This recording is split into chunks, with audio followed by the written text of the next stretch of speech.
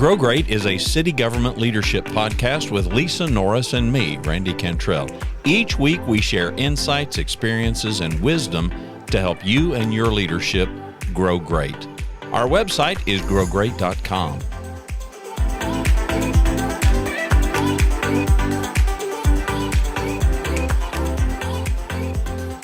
Perspective I talk about all the time.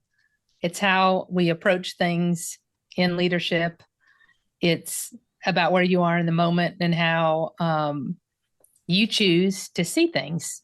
I just had a discussion with my leadership team on perspective, and that you do have a choice. We talked about in our meeting, and I know this affects everybody because it's affected me over my career, where decisions are made that you're not necessarily in control of. They're pushed down. Maybe you weren't in the room. Maybe you were in the room. Maybe you didn't know about a decision and it affects you negatively. Or maybe you were a part of the decision and just didn't agree with it, right? Any of those options happened many times over my career. But the choice as a leader that I found is how we choose to react to it. It's ultimately about, in my opinion, I always choose to see them as an opportunity. What am I going to do with the decision that's been made that's impacting me and my team? And what am I in control of? There are certain things that I have control over that I can impact what occurs and what happens to my team as a result of that decision and help them through it. Or I could choose to be negative and bash the decision made and be frustrated. And guess what happens then? The troops follow. They're going to follow your lead. So for me, as we talked about it with our team, it's all about choosing it as an opportunity. We were watching a video the other day and it said, think of it as the worst thing happens, the worst decision, if a recession hits, and that's the worst thing that could have happened. For you, it's the best thing because now you have to look at every aspect of your business, how to improve it, how to streamline it to get the most out of the least, right? I mean, so it talked about every worst thing that happens to you can be the best thing because if you choose it as an opportunity to improve. And I think that's so much about leadership in our roles is choosing the perspective that you have so that your team sees strength in you through the storm. You have to lead them with perseverance. You have to lead them with integrity. You have to be the calm in times of frustration and doubt. You have to be the strength for them. You have to have a quiet ego. All of those things, when you have perspective, it has to be intentional and thought about in order to lead them well. Yeah, CBS Sunday, this past Sunday, did a story that featured Dan Pink is an author and has written a book about regret. And much of the regret that he has unearthed is very largely romantic regret. So they talked about these people that, they had a high school sweetheart or something, and for whatever reason, they didn't end up together. And years later, maybe the current spouse dies and they reach out through social media and whatnot. And as I was watching that, I was thinking about not just regret, but about this whole viewpoint and perspective kind of a thing. It's real easy for us to, not dealing with romantic issues, but it's easy, I think, for us to be romantic about a perspective. Well, here's the best illustration. We theorize that if only this would have happened, and if only that would have happened, then things would be vastly better. The truth is we don't know. We only know the outcome of what we chose to do. We only know the outcome of the decisions we made and the behaviors that we embarked on. And we can theorize in our head and we can think, well, that would have worked out much better if I had gone down this path or if this circumstance would have happened. And now that I'm an old guy, I can tell you, there have been so many bullets that I dodged that in the moment, man, I really, really, I so desperately wanted certain things to happen and pursued them vigorously and failed. I mean, I'm thinking of business. I'm thinking of business decisions. I'm thinking of business decisions, and I'm thinking of businesses that I made a serious run at purchasing, and I just couldn't land the plane, couldn't bring the deal to fruition, couldn't close the deal, and in the moment, it's just heartbreaking. But very quickly, in every single instance, I'm like, you know, Man, I I'm mean, glad that didn't happen. how terrible would it have been if I had landed Yeah. that plane?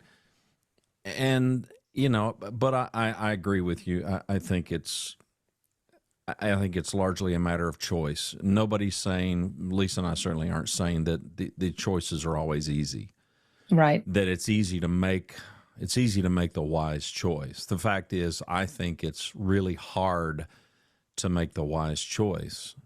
But I also, my personal viewpoint is, my personal perspective is, man, it's so worthwhile, though. It is just so worthwhile because the masses and the lemmings, we just allow circumstances or other people, they dictate our lives. Hmm. We are pawns in somebody else's story. We are pawns in a circumstance that is completely beyond our control. We're powerless. And to me, the first thing that leapt to my mind when you suggested this topic today was responsibility. And you've heard me say it more times than the average bear. You know, what if we just own it? What if we just make up our mind that we're just gonna own this, and we're not gonna look at the higher ups and say, man, can you believe they were idiots and they made that decision? Can you believe this circumstance? Can you believe that our department is now, we're faced with this obstacle? And you can do that. I just have not found any of that profitable. No, it's not worth, to me, it's not worth the energy to invest in the, can you believe this and this and this happened? Because what's in front of you, it did happen. Now what? The decision was made. Now what? Yeah. It's a choice. You have a choice before you of how you're going to react to it. And true character of a leader is defined through adversity. I mean, it's defined through the challenges that we face, how we react to them is what everybody sees. We can be good. We can be good, fruitful, productive leaders in the good times when there's no stress. It's when you're under stress and strain and difficulty that I believe you really see the true colors of a leader come out. That you either see them persevere, you see calm, you see strength, you see low ego, you see caring about the troops, or you see ugly. I mean, I just haven't seen an in between. I don't know about you, Randy. No. It's one or the other. They either shine or they fail. Yeah. Right. And you can see it. And unfortunately, once a team or it goes up, down, and out. Once somebody sees you flounder horribly, and it's usually bad attitude, you turn mean-spirited, you start shifting, you look for blame versus resolution and solutions. When that starts being evident and seen, it is really hard to recover from that because people remember that. They remember that one thing versus the 10 things that you've done well in the good times, in my opinion. Yeah. So I think perspective and how you carry yourself through adversity is everything. And perspective to me, it's so important because you got to, I look at everything as an opportunity to do better, an opportunity to find a better way. It challenges our mind that, okay, what I thought to be true is not going to be true. That situation is not going to be how I would have done it. Decision's been made. Now what? So now, what am I in control of, and what can I do, and how can I positively impact my team or others with what I can manage? Right? Because you do have choices. People will say that, and I'm a realist. I'm even my leadership knows I'm a processor. So if you tell me something that I absolutely disagree with, or I don't think it's a great idea, or I'm like, man, what now tell me why did we do that? What was the thinking? Because I try to understand what was the thinking behind it. Well, and they'll tell me, I'm like, man, I just do not think that's a good idea, but let me think on it, is what I always tell them. Let me think on it. And I have to sleep on it overnight and go, okay, what am I in control of? What can I do? And how do I need to positively impact the city? Right. In my case, I was in HR for a long time. Now I'm in the city manager's office. But in every case, I go, okay, who can I impact positively? As long as it's not the big three. And we've talked about those: illegal, immoral, or unethical. That's a whole different ball game. I've not been faced with those. Right. It's just a decision I didn't like. I don't think was a good idea. But you walk out the door. You walk out the door going, okay, that's mine. That's my decision to make. That's my decision to own. And as far as my team knows, it's mine. And, I'm not a throwing out saying, can you believe so-and-so told us we have to do this? Because that doesn't do anything for anybody. So anyway, it's all about perspective. Your perspective is future facing too, which I think has a bearing, because if you think about the below average players that any of us have ever worked alongside or seen, by and large, these are people that are lamenting past. Mm-hmm. They're fixated. They seem to be fixated on the past, or maybe they're even fixated on the present distress.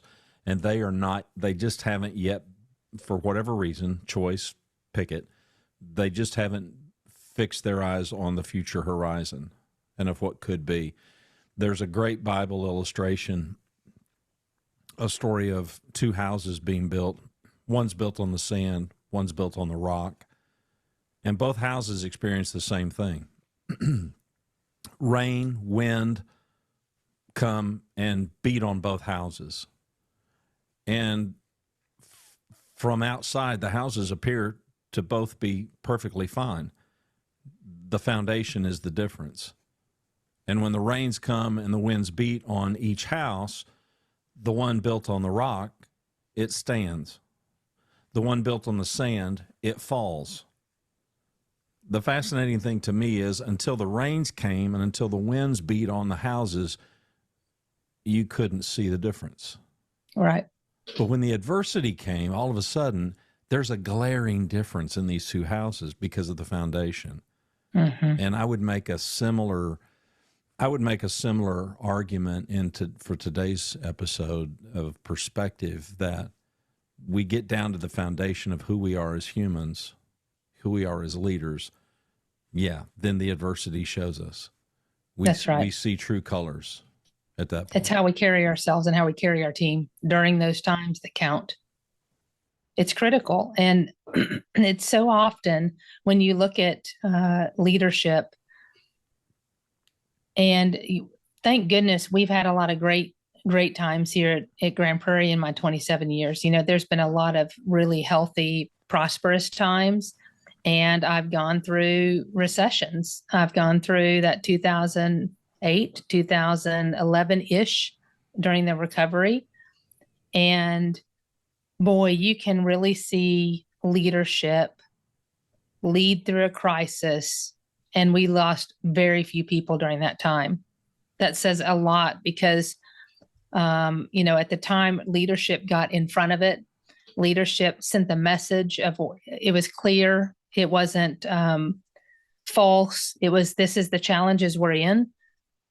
Weather the storm. We're going to, do everything we can as a city and as a team, entire team, down to the lowest level employee, of getting ideas on what we do different, where we could save money, what they would be willing to give up. I mean, it was an all hands on deck kind of thing.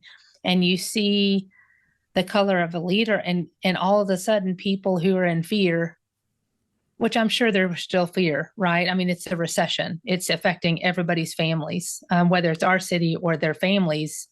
At that time, it affected us all. But the leadership stood strong.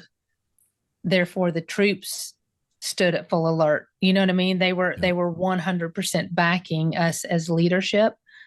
that I got you. We're in this together. And that's really what counts. That's what shows through in a storm. If I'm a protege of yours and you're my mentor and I struggle with, I get fixated on excuse making, the blame game, pick your language, to the negative Nellies that just can't approach it or don't yet approach it from okay, well, now what? Your best advice is? My best advice is to take a second to breathe and contemplate what you can control and what you are in charge of, and focus on what you can do next, not what has been done. Because the past, it's already finished. It's already happened. You are not going to reverse that. So control what's within your power to do so, and influence your teams, because they are everybody. And when I say teams, I'm talking up, out, and down. Everybody is watching, and this is a true reflection on you. So lead well. Your theory: lead well, do good, right? Grow great. You are, whether you realize it or not, the troops are watching you. Your leadership is watching you, and they are going to follow how you act. They are going to mimic that.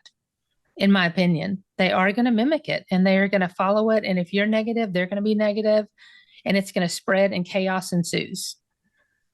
If you take a second just to breathe and say, okay, what can I do now? What can I do now? What is within my control? What options exist? And be intentional and think about it and set a path forward, not looking backward.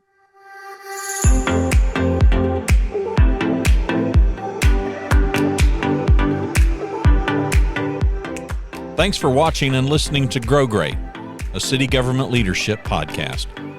For Lisa Norris, I'm Randy Cantrell. Be well, do good, grow great. The website is growgreat.com.